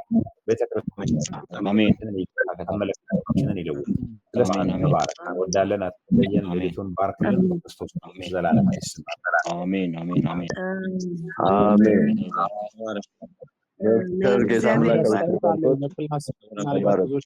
ከማለታችሁ በፊት ጥያቄ አለ ከባለፈው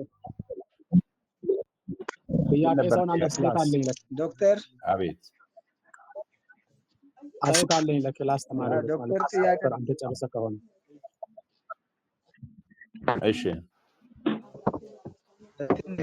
ምንድነው አስተያየት አሁን ትምህርቱን ስንከታተል ትኩረት ማድረግ ስላለብን ያው ፓወርፖይንቱን ያው አጭር ሰዓት ስለሆነ የምንማረው ፎከስ ሆነን ነው የምንማረውና ብዙ ጊዜ ያስተዋልኩት ምንድነው አንዳንድ ወገኖች ቪዲዮ ይከፍቱና የተለያየ ነገር ያሉበት ኤሪያ ላይ ያለውን ነገር ያሳያሉ። ትኩረት ያው እንዳናደርግ ይረብሻል ማለት ነው። ምናልባት ላይክ ድምጻችንን ቮሊዩም እንደምንዘጋ እንዲሁ ቪዲዮውን ዘግተን ትምህርቱን የመከታተል ነገር ለትኩረት ብናደርግ የሚል አስተያየት ብዙ ጊዜ ያስተዋልኩት ነገር ስለሆነ ደግሞ የሚረብሸኝ ነገር ስለሆነ ነው። ምክንያቱም አንዳንዶች ምናልባት ባለማወቅም ሊሆን ይችላል ላይቭ እያደረጉም ቤት ውስጥ ቁጭ ብለው የተለያየ ነገር የሚያሳዩ በቪዲዮ ማለት ነው። ይሄ ደግሞ በትምህርት ጊዜ ላይ በጣም አቴንሽን ይስባልና ስለዚህ ይሄንን ባናረግ የሚል አስተያየት ለመስጠት ነው። አመሰግናለሁ። አዎ ተገቢ ነገር ነው። ሴንሲቲቭ ነው ብዬ ነግሬያችሁ ነበረ። ማስታወቂያውን አልተከታተላችሁም እንጂ ቪዲዮ መክፈት ጥሩ አይደለም። በእናንተ ቤት ክፍል አልጋ ቤት ያለውን ሰው ከኋላ የእናንተን መጥቶ የሚያናግረውን ሰው ሁሉ እያየን ነው። ያ መሆን የለበትም። ቪዲዮውን ዘግታችሁ ኦዲዮን ብቻ ይሄ ቪዲዮ የሚለው እናንተ ስትነኩት ይዘጋዋል። ሲዘጋ ድምጻችሁን አጥፍታችሁ ማዳመጥ ብቻ ላይ ማስታወሻ በመያዝ ላይ ብቻ ትኩረት ብታደርጉ ጥሩ ነው። እንደገና ደግሞ ድምጽ ሁሉ የምታሰሙ ሰዎች እንዳላችሁ እኔ ራሴ ሲረበሽ አቆማለሁ። ምክንያቱም ማለት ስለማይቻል ምንድነው ማድረገው ነው ክላሱን አቆማለሁ። እና እንግዲህ የመጀመሪያም ጊዜ እየተለማመድንም ስለሆነ ሊሆን ይችላል። ግን ያው የኦንላይን ክላስ ሴንሲቲቭ እንደሆነ ይወቁ። ቪዲዮ ስታሳዩ ክፍላቸውን ስታሳዩ ሌላው እናንተን እያየ ማዳመጥ እንደማይችል በዚህም ትምህርት እየረበሻችሁ እንደሆነ ይወቁ። ቪዲዮ የምታሳዩ ከሆነ ብቻችሁ ብቻ እንድታይ አድርጋችሁ መተው ትችላላችሁ። እንግዲህ ዞሮ ዞሮ ያው እንደ አገልጋይ ለሌላው መጠንቀቅን የሚያመለክት ስለሆነ ማለት የሚመለከት ጉዳይ ስለሆነ ማድረግ አለብን። ተገቢ ነው። አመሰግናለሁ። በዚሁ እናበቃለን። ሌላ ጊዜ እስክንገናኝ ከባለፈው ጥያቄ ወዲስ አቤት አቤት ሰላም አቤት ባለፈው የተማሪዎች ምደባ ከአንድ እስከ 2 ይምረጡ የሚለው ከሃሌ ድረስ ያለው ከአራቱ ነው የምንመርጠው? የትኛውን ነው የምንመርጠው? እዛ ላይ ግልጽ ጥያቄው ተደራረበ ድምጽ። የትኛው ጥያቄ ነው? እስቲ ማን ነው ግልጽ የሚያደርግልኝ? ስድስተኛው ጥያቄ ናት መሰለኝ። ሄሎ ዶክተር። አቤት አቤት። ጥያቄው ባለፈው አሳይመንቱ ላይ እሺ ባለፈው አሳይመንቱ ላይ የተማሪዎች ምደባ ከ1 እስከ 2 ይምረጡ በሚለው ላይ ሃሌ ሃሜ ምን እንደዛ ከሁለት የምንሰራው ወይ እንዴት ነው? ግልጽ አይደለም እሱ ጥያቄ። ይሄ ነው ማለት ነው። ይሄን ነበረ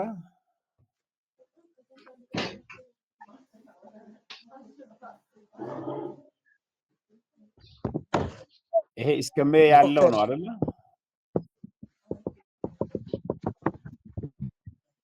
አዎ ስድስተኛ ጥያቄ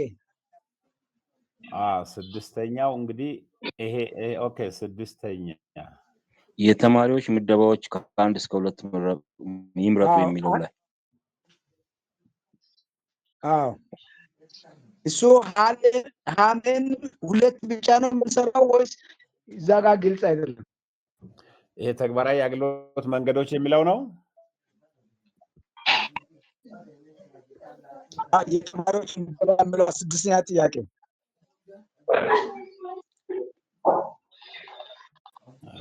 የትኛውን እንደሆነ እኔ ግልጽ አልተረዳው። ምናልባት ጥያቄያችሁን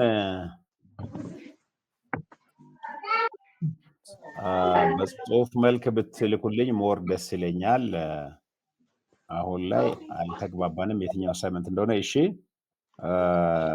ምናልባት የዛሬ ሳምንት የተሰጠው አሳይመንት ከሆነ በእንትን በኢሜል ነገር ምስጋኑ ነው የላከው። እኔ ነኝ የሰጠሁት። አዎ ምስጋኑን የላከው። ምስጋኑ የላከው ሆነ ምስጋና እሱ የጠየቀው ጥያቄ እያወጡ እኮ ነው ዶክተር እያሳዩ ነው። እሱ የጠየቀውን ጥያቄ እያወጡ ምዕራፍ 8 1 እስከ 2 ምናምን የሚለው ነው። 7 አይደለም 8 ናውጡና እሱ የሚጠይቀው ምዕራፍ 6 ላይ ይሄ ነው 6 ሐዋርያት ሥራ 6 የውይይት ጥያቄ የምለው ነው። አንዳችሁ 8 ነው አንዳችሁ 6 ነው የምትሉት ከሆነ ግራ ገባኝ እኮ። እሺ የሐዋርያት ሥራ 6 የአሁን የአመራር ልምዶችን እንዴት እንደሚገዳደር ይግለጹ ይላል። የአገልግሎት እቅድ አለ። ለአገልግሎቱ ቀለል ያሉ የልኡካን እቅድ ይፍጠሩ ይላል። ሊወክሏቸው የሚገቡ 3 ተግባራት ይዘርዝሩ ይላል። ለማሰልጠን 2 መሪዎችን ይላል። ይተልኮን እንዴት እንደሚደግፍ ባለ ብዙ ይሄ ነው አይደል? ባህል ግምገማ ይላል። ጥያቄ 6ኛው ላይ ነው። አው እስከ ሜይ ድረስ ያለውን ትሰራላችሁ። በቃ ስሩ። ይሄ ለእናንተ እንድሰሩ የተሰጠ ወደ ታች የመጨረሻው ጥያቄ 6ኛው ይሄ አይደለ? 6ኛው የተማሪዎች ምደባ ከ1 እስከ 2 ይምረጥ። አጭር ማሰላሰል ይላል። ይሄ 300 እስከ 400 ቃላት ይላል። የሐዋርያት 16 የአሁን የአመራር ልምዶችን እንዴት እንደሚገዳደር ይግለጹ ይላል። የአገልግሎት እቅድ ይላል። ለአገልግሎቱ ቀለል የልኡካን እቅድ ይፍጠሩ ይላል። ሊወክሏቸው የሚገቡ 3 ተግባራትን ይዘርዝሩ ይላል። ለማሰልጠን ስለዚህ ከ1 እስከ 2 ይምረጡ ማለት 1 2 አለ። እንደገና ደግሞ ሌላ ሀሜ አለ። ስለዚህ ሀሜ ከመረጥ ከሀሜ ትሰራለህ። ሀና ላይ ከመረጥ ሀና ላይ ከመረጥ ይሄን ትሰራለህ ማለት ነው። ኦኬ ግልጽ ነው? አሁን ገብቶኛል። እሺ አሁን ግልጽ ነው። አሁን ልክ ነው። እሺ እናመሰግናለን። መልካም ቆይታ፣ መልካም አዳር። አሜን አሜን። ጌታ ይባርካችሁ። ሁላችን ተባረኩ። ተባረክ ዶክተር፣ እግዚአብሔር አብዝቶ ይባርክ። አሜን አሜን አሜን። ጥያቄ አንድ ጥያቄ ምንድን ማን ነው ያለው? ጉዲስ ሆነ? ሄሎ ቅድም እኮ ሳናግሬ አልሰማኸኝም። እሺ ጠይቅ ምን እንደሆነ። አንተን ሎክ አድርጎ ነው። እሺ ምንድን አሁን እችላለሁ። ሶሪ ሐዋርያት 7 ላይ ያለፍ ስለነበረ ነው። እንትን ምዕራፍ 7 ላይ ቁጥር 23 ላይ ስለ ሙሴ ሲናገር ወንድሞቹ ጋር ሲሄድ ወንድሞቹ እንደጠሉትና ከዛ በኋላ እንደሸሻ ይናገራል። አሁን ካወራው እንትን ጋር እሱን ስናነጻጽር እንዴት ነው ስለ ስደት እያወራን ነበረና? ግን ስደት ሳይሆን እስጢፋኖስ እያወራ ያለው እኮ ተናግሬያለሁ። አንተ አልተከታተልከንም ይሆናል እንጂ የሙሴን አመራር ህዝቡ እንዳልተቀበለ እያሳየ ነው እስጢፋኖስ። አሁን ኢየሱስን ብቻ ሳይሆን ያን እንኳን ሙሴንም አልተቀበላቸውም። በዘመናት ሁሉ መንፈስ ትቃወማላችሁ የሚለውን ነጥብ ሊያጸና ይመስለኛል የሚያወራው። ያንን አውርተናል፣ አንተ አልተከታተልከው። በሉ ቻው፣ መልካም አዳር፣ ተባረኩ። አንድ ሀሳብ አለኝ። ድምጽ ያቆራረጠን በጣም ስላስቸገረኝ ነው እና ኢናም ኬንያ ነው ያሉት። አብዛኞቹ በስራ ምክንያት የመጡ ወጣት ወንዶች አሉ። በስራ ምክንያት የመጡ ሴት እህቶች ክርስቲያኖች በጣም ብዙ ነው እዛ ኬንያ ላይ ያሉት። ነገር ግን ደፍረን ሄደን እነሱን ለማገልገል አንድ ጊዜ የለንም። ሁለተኛው ደግሞ የራሳችንን አውጥተን ሄደን መጎብኘት አንችልም፣ ማየት አንችልም። ብዙ ከደቡብ መጡ ሴቶች አሉ፣ ከደቡብ ከኢትዮጵያ የመጡ ወንዶች አሉ።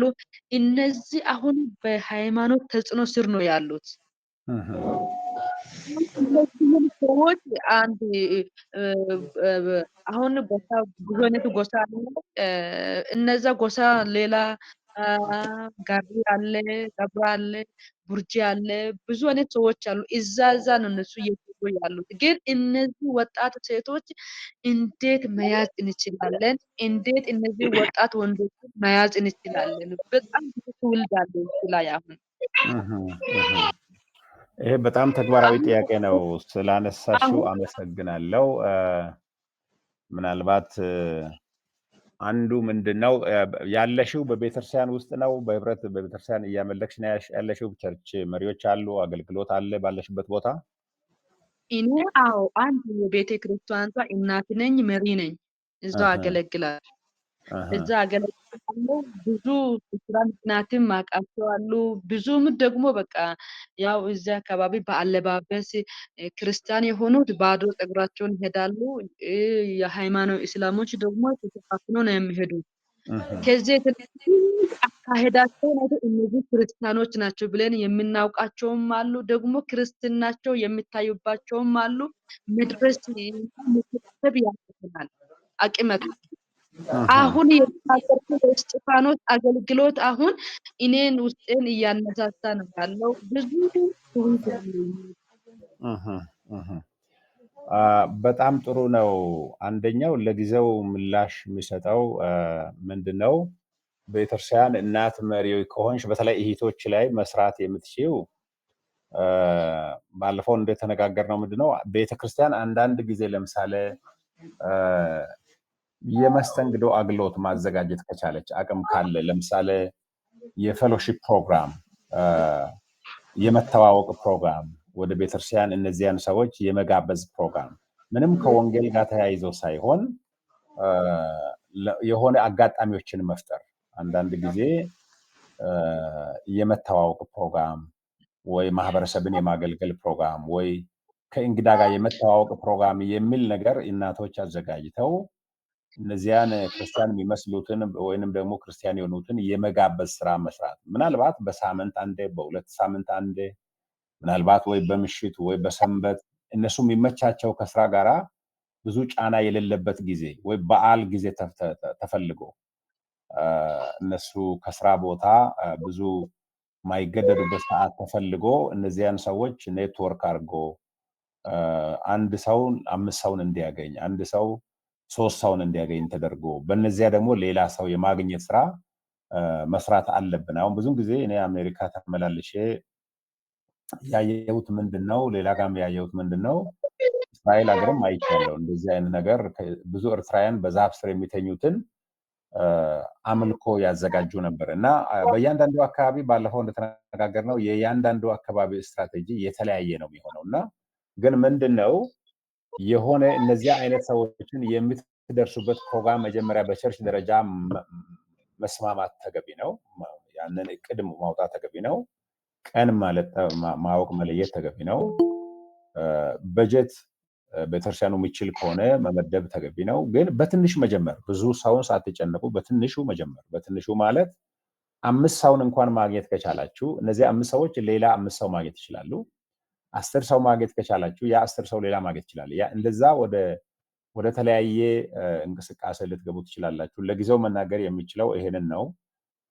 ምናልባት የሌሎቹንም ሰዓት እንዳለው ደግ አንድ ትምህርት የሚሆነውን ነገር አንተ ባወራው ሊጨምርና ለሷም ድጋፍ እንዲሆን አንተ የት አካባቢ ነው ያለኸው ጉድሶ? እኔ የሆነ አካል በተግባር የገጠመኝ ነበር ጓደኛዬ ታሪክ ነውና በዚህ በስደት የት ሀገር ነው አንተ አሁን ያለው? ኢትዮጵያ ውስጥ ነው? እዚህ ነኝ ሐዋሳ። ኦኬ። አማራ ክልል ነበር የተፈጠረው ጉዳዩና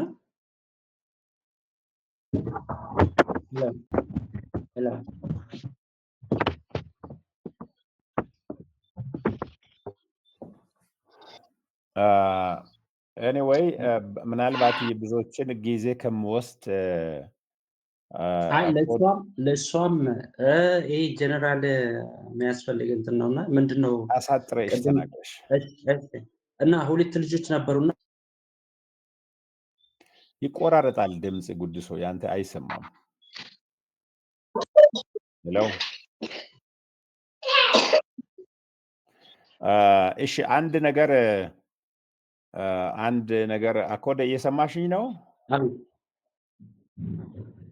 አዎ በደንብ እየሰማሁ ነኝ። ሀሳብን ሀሳቤን አግኝቻለሁ። አልጨረስኩም፣ ግን ለጊዜው አሁን አጠቃላዩን እዚህ ማሳተፉ ተገቢ ስለሌለ ምናልባት አንዳንድ ይሄ ተግባራዊ የአገልግሎት የምክር ቃል ስለሆነ ምናልባት በዋትስአፕ ምናምን ከተገናኘን ምናልባት ሌሎችም በዚህ በአፍሪካ ሚስዮኖች የሚሰሩ ሰዎችም ስላሉ ምናልባት የማገናኘት እውቀትም የማካፈል ነገር እንዲሰጡ ማድረግ እችላለሁ።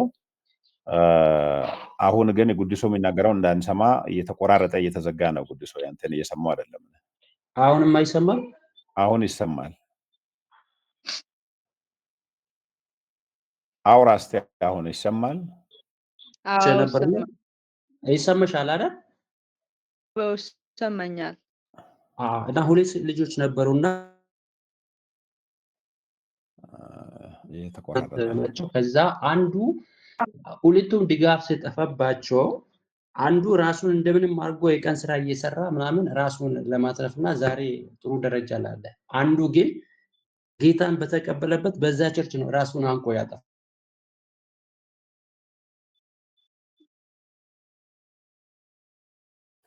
ለምንድን ነው አንቆ ያጠፋው? ድጋፍ ያጣው እንደዚህ የሚከታተለው ሰው ያጣው ልጅ አንዱ ራሱን ያጠፋ በዛው ጌታን በተቀበለበት ቸርች ላይ ሰብሮ ገብቶ አንዱ የቀን ስራ እየሰራ ከዛ አሁን የራሱን ስራ እንትን አድርጓል። ደረጃ ላይ ነው ያለው። ኦኬ ጥሩ። ምንድነው አኮደ ምናልባት አሁን ሰዓታችን ስለሄደ የትርፍ ጊዜ ነው። ምናልባት ስልክ እዛ ተቀምጦ ከሆነ በዋትስአፕ ልታገኝ ትችያለሽ። ግን የሰማሁት ምንድነው ግብፅ ሀገር ላይ የሆነ ያለውን የሰማሁት ምንድነው የተደራጁ የሚስዮን ቡድን አሉ። እነዚያ በተለያየ ሰው ቤት የሚሰሩትን በተለይ ክርስቲያኖችን ለይተው የሙያ ስልጠና የሚሰጡ አሉ። ለምሳሌ በሰው ቤት እንዴት እንደሚሰሩ እንደገና ስራን በተሻለ መንገድ ሰርተው በዚያ በሚኖሩበት ቤት እንኳን ተጽዕኖ እንዴት እንደሚያመጡ ስልጠና የሚሰጡ የሚሽን ኤጀንቶች ሁሉ አሉ። ስለዚህ አሁን አንቺ የምትይው ሰፋ ያለ ነገር ስለሆነ ምናልባት በዋትስአፕ ሞር ምናልባት ማውራት ከቻልን ጥሩ ነው። አሁን ላይ ጊዜ ያጠፋል። ምናልባት የኔን ኢሜይል እዛው ወይ ማስቀመጥ እችላለሁ ወይ ስልክ ማስቀመጥ እችላለሁ። እንደዚህ አይነት ትርፍ ነገር ሲኖር በዚህ በሲለበስ ላይ ኢሜይል ስልክ አስቀምጬ ነበር። የኔ እንደዚህ አግኝተሻል? በተለይ ስልክ ቢኖር ጥሩ ነው። ስልክ ቢኖር ዶክተር ስልክ ቢቀመጥ በጣም ቆንጆ ነው። እኛም እንፈልጋለን። ስልኮትን ያስቀምጡ። ጥሩ እሺ። በምን አሁን በዚሁ በኖት ዝም ብዬ ልስጣችሁ ማለት ሌላውም ስለሚረሳ ያው እዚህ ጋር አሁን 251 ብላችሁ 911 74 77 50 ብላችሁ ጻፉ። ምናልባት ግል ነገር ምክር ላይ ምናምን የምትፈልጉት ነገር ካለ ስለዚህ 251 911 911 74 77 50 ይታያችኋል። አሁን ልከላችኋለሁ ሜሴጅ ላይ። ዶክተር አልታየም? አዎ ይታያል። እኛ ይታየኛል። ሜሴጅ ላይ ተመልከቱ። ሜሴጅ ላይ አይቼዋለሁ። 251 911 74 74 77 50 በጣም እናመሰግናለን። ቴንክ ዩ። ተግባራዊ ስለዚህ እንደዚህ ነው። እኔ ደስ እሺ አኮደ እያወራሽ ያለ ይመስለኛል። አዎ ጌታ ቢሶይ ባሪ ምክንያቱም ይሄ ከውፄ ጋር የተገናኘና ከራእዬ ጋር የተገናኘ ስለ ነፍሳቱ ጉዳይና ላሉት እስር ቤት ላሉት እንደዚህ ስራ ወጣትን በከንቱ እያጡ ላሉት ወጣቶች የሚሰማኝ ነገር አለ። እጸልያለሁ ለነሱ ለመድረስ ግን አቅጣጫ ጠፍቶብኝ ነበር። እንዴት በየትኛው አቅጣጫ በምን መንገድ እንዴት ሊድረስ የሚል ነገር ነው ውስጥ ሸክም የነበረኝ እና በቸፉ አቅጣጫውን ታሳያላችሁ። እንግዲህ መንፈስ ቅዱስ ጥሩ ነው። መንፈስ ቅዱስ ይረዳሻል። በውስጥሽ ያስቀመጠውን ጉዳይ ጸልይ። ምክር እኛ እንለግሳለን። ዋናው መንፈስ ቅዱስ ነው የሚሰራው። ቤተክርስቲያን ላይ ራእይ ማካፈል ነው። ግን እንደዚህ ከቤተክርስቲያን ያልታቀፉ ሰዎችን የሚደርሱበት ፕሮግራም መጀመሪያ ቤተክርስቲያን ውስጥ መንደፍ ትችላላችሁ። ያ ሲሆን በብዙ በረከት ትሆናላችሁ። የሐዋርያት ስራ ዋና ተልእኮውም ስራውም ይሄ ነው። እግዚአብሔር እንደሚጠቀማችሁም ደግሞ አምናለሁ። በርቱ። ጌታ ከእናንተ ጋር ይሁን። አሜን አሜን። አብስቶ ይባርክ። ተባረኩ። እሺ